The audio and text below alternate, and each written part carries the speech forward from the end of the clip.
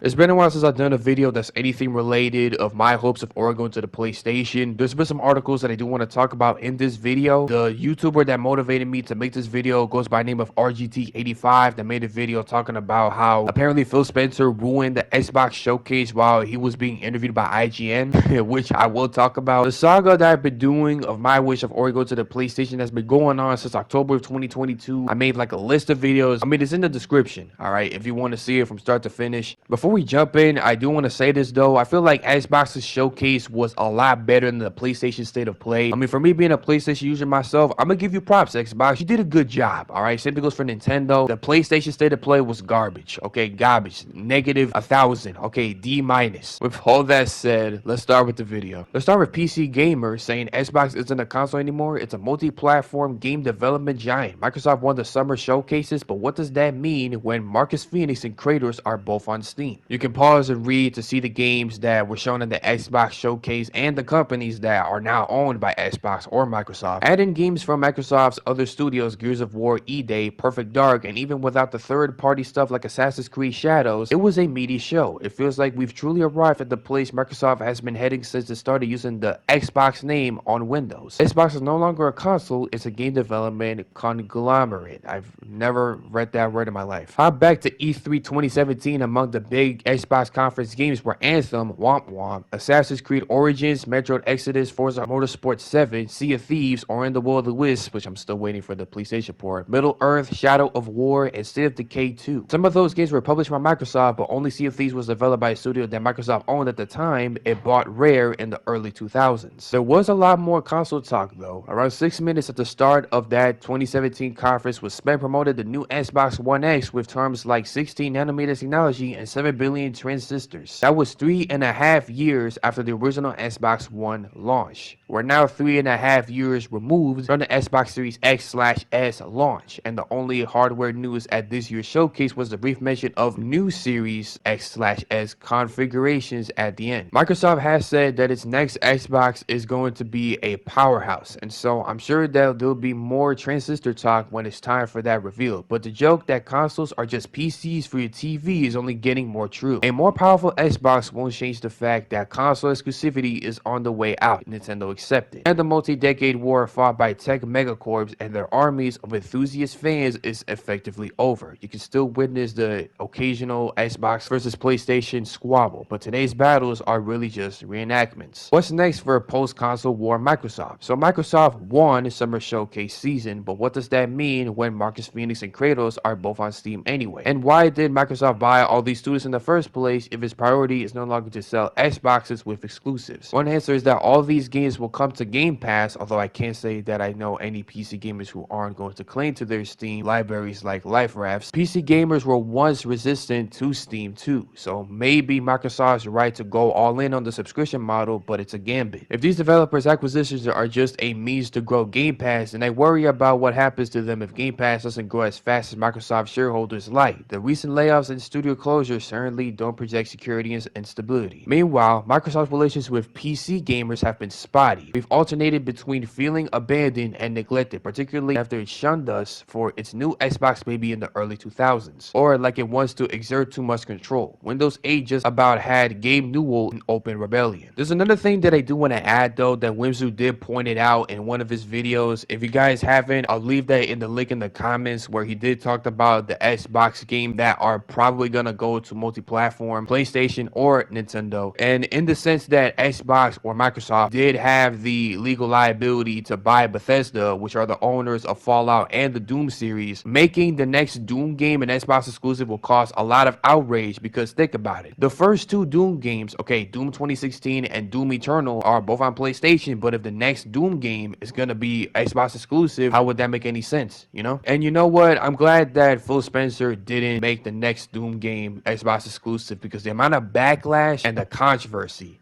that it would have gotten probably could have been the downfall of Xbox. Next up, we have Game Rant making this article saying, rumors, 6 more Xbox exclusives are reportedly going multi-platform. The reputable insider Nate the Hate recently alleged that 6 Xbox exclusives, including those from major first-party franchises, will be coming to other platforms in the near future. Depending on what these games are, the release of these titles on PlayStation and/or Nintendo consoles could signify a major shift in the industry and define the future of the Xbox brand for better or for worse. Right off the jump, 6 Xbox exclusive games that are rumored to be going multi-platform, whether it's PlayStation and Nintendo. My guess is, as biased as it sounds, the first 2 Ori games, Party Animals, and maybe South of Midnight, the game that was recently shown on the Xbox Summer Showcase, which there was a little controversy because of the graphics that were shown in the showcase, which to me, I was kind of confused. I mean, yeah, I was a little iffy about it, but I mean, it does look pretty cool.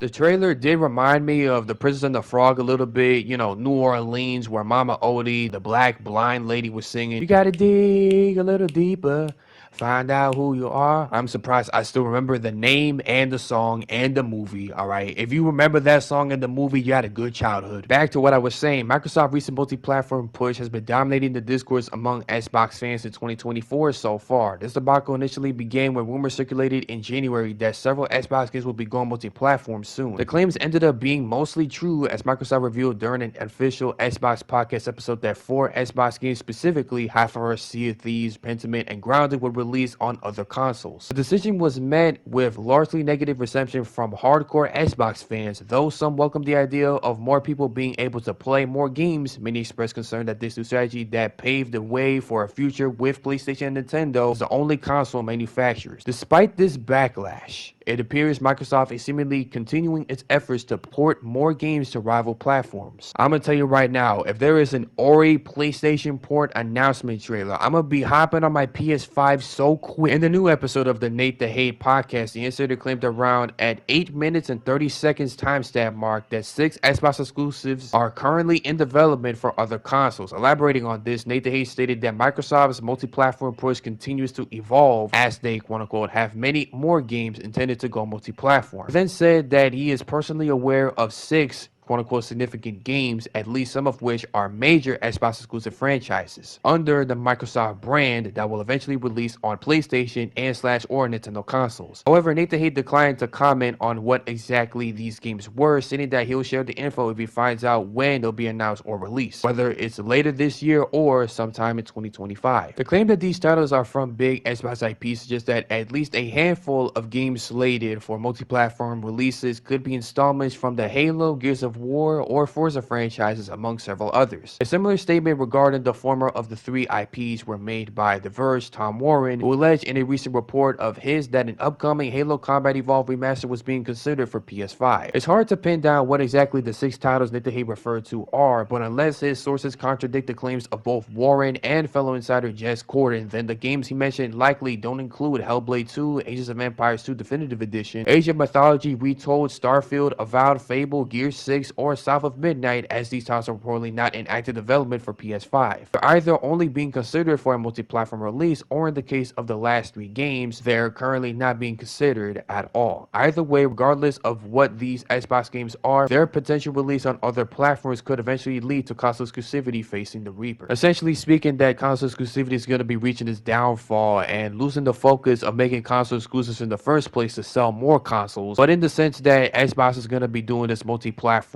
change to its business with the business idea that they talked about in the Xbox podcast with Sarah Bond, Matt Booty, and of course the CEO of Xbox, Phil Spencer. I do see a high chance of Ori going to the PlayStation, and let me tell you something, the amount of times I've been called a liar or have been called crazy, whether it's on YouTube, on Twitter, or on Discord, okay? And these are some people that I do talk to, but I don't have bad blood with them, all right? I'm still, with the bond. I'm still friends with them, or mutuals, I should say. With Ori being Xbox Xbox property, okay? It's like Ratchet and Clank per se, all right? For Ratchet and Clank going to Xbox is very unlikely, okay? Same thing goes for me hoping that Ori goes to the PlayStation. It's also unlikely. But, with the whole Microsoft business update, and in the sense that I've been wishing for Ori goes to the PlayStation since October of 2022, it's probably most likely that it's going to happen, that being a false narrative. And the last article we're going to be reading is from The Verge, saying Xbox chief confirms more games are coming to other platforms. Phil Spencer says there are more than just 4 games coming to the PS5 being made by Tom Warren. Xbox chief Phil Spencer has confirmed that more of Microsoft's own games will be coming to other platforms like the PS5 and Nintendo Switch. Microsoft revealed earlier this year that 4 Xbox exclusive games were launching on PS5 and some on Nintendo Switch, with fans left wondering if it would only be 4 titles or if there are more to come. Phil Spencer took the opportunity to clear up that mystery in an interview with IGN yesterday. Our commitment to our Xbox customers is you're going to get the opportunity to buy or subscribe to the game, and we're going to support the game on other screens, said Spencer. We're going to see more of our games on more platforms, and we just see that as a benefit to the franchises that we're building, and we see that from players, and the players love to be able to play.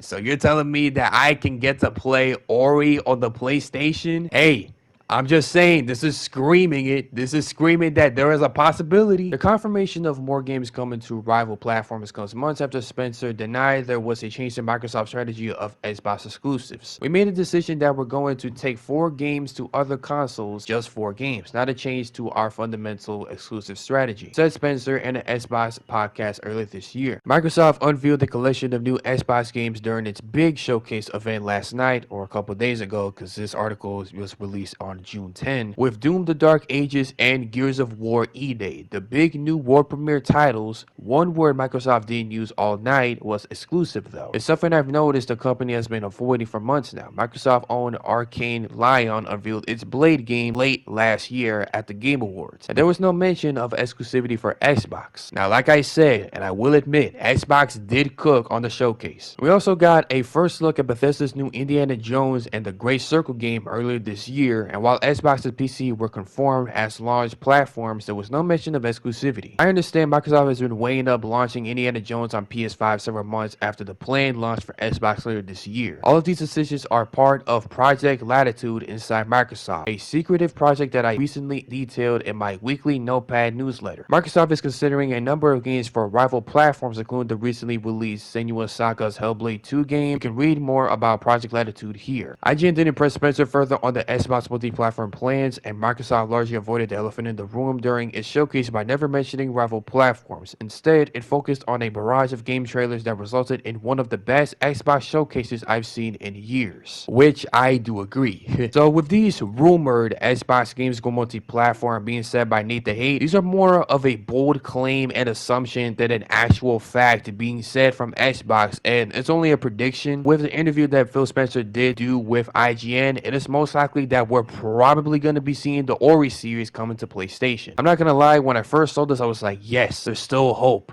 There's still hope for this becoming true. That's all I got to say for this video. Let me know what you think. Leave a like, subscribe, comment down below what you think about the video. Let me know if you have the same opinion that I have. That's all I got to say. This is Wolf.Gray, and I'll see you all later. See ya.